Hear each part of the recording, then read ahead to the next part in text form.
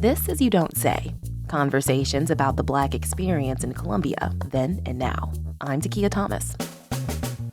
For this bonus episode, we're going to step outside of Columbia to speak with brothers Mike and Tim Jackman. Mike is a pastor at Second Baptist Church in Slater, Missouri, and works for the United States Postal Service. Tim is CEO of an insurance company and coordinated the last Juneteenth celebration in Fayette. The brothers both grew up in Fayette and have watched it change drastically over the years. They spoke with KBIA by Zoom about their upbringing in Fayette and their childhood memories of living in small-town Missouri. Here's Mike.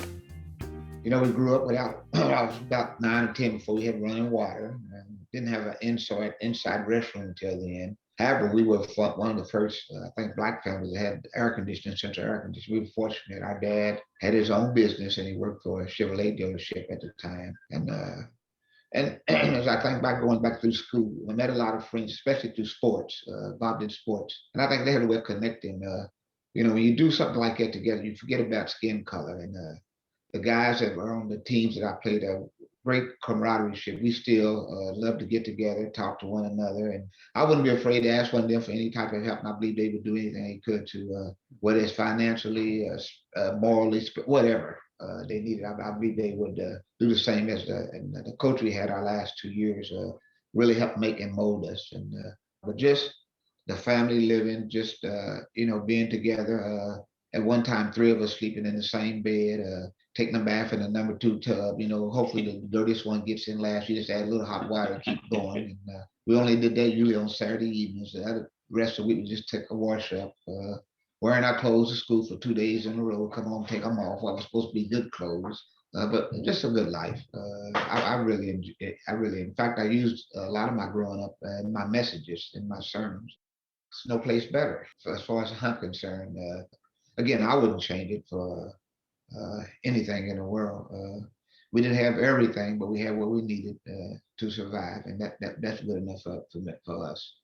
Tim and myself went to a segregated school. I went there 3 years before they closed it. Of course, there's some things, just like uptown. I remember the courthouse, the drinking fountain, for colored only. The restrooms downstairs were atrocious. I don't think they even got cleaned. And I think it was just a sign of the times at that time. And even when I was young, when the relatives come down from Kansas City or Michigan, they would usually say, yeah, there's prejudice, there's prejudice here. And I don't know about Tim, but I guess maybe on that inside looking out, I didn't see it.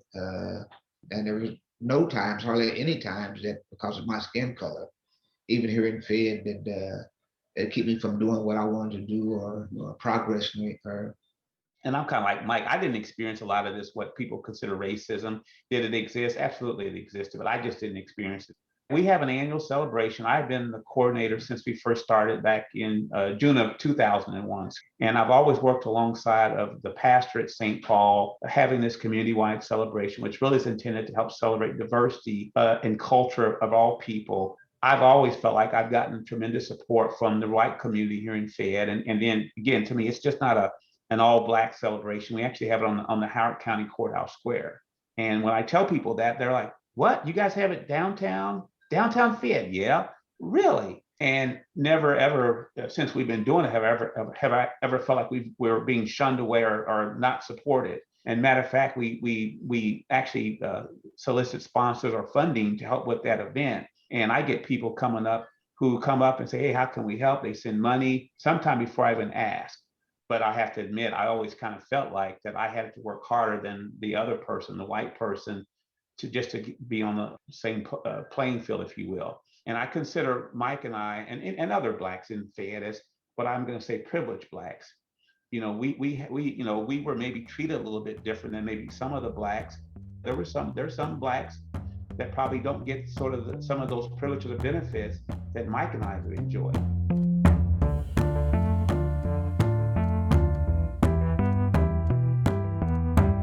This is You Don't Say. I'm Takia Thomas, and we're listening to brothers Mike and Tim Jackman talk about their childhood growing up in Fayette. You can hear more from this series at kbia.org. Now, back to the conversation. One of the school's favorite teachers of all time, Miss Fannie Marie Toastman, was Black. You could tell she was a favorite. At Assembly, she always got the loudest applause, but she was very stern and very strict. And she's one of those teachers. Seemed like she had eyes in the back of her head. She had a lot of old sayings. I was talking to Carla. One of the sayings was, a lot of kids would like to look out the window. She said, "Don't worry, if there's a gorilla coming through the window, I'll let you know." If you wanted to progress, if you just wanted to stay where you at, that was fine. But if you wanted to progress, she was right there for you.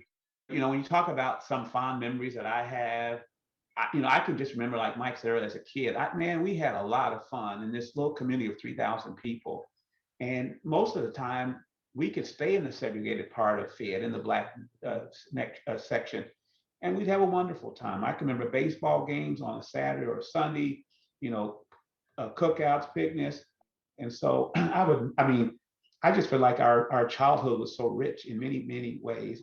There were always parties and people coming to Fed, Black people coming to Fed from Kansas City, even from Fort Leonard, just to party and have a good time. And to me, it was just amazing. Like I said, coming up, you never worried about being bored. There was always something to do, weekend, weekday.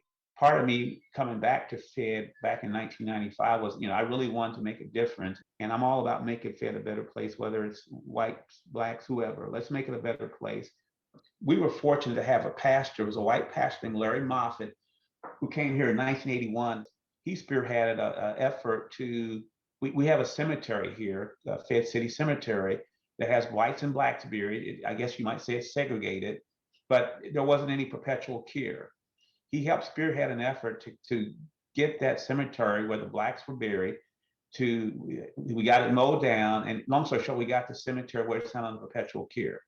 But one of the things he shared with me about even Juneteenth, he told me that this past year when he was here, he says, "Brother Jackman, do you know that having Juneteenth on this courthouse square would have not happened, 20, 30 years ago?" And that kind of floored me when he said it. He said, "Do you know that would not have happened?" Because I think that kind of underscores that I think Fed is trying to make progress in some ways.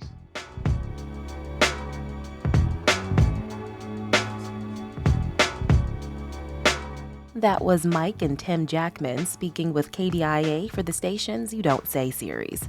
You Don't Say is a special project commissioned by the city's Bicentennial Como 200 Task Force. It's co-produced by the Sharp End Heritage Committee and KDIA. You can hear more conversations online at kdia.org.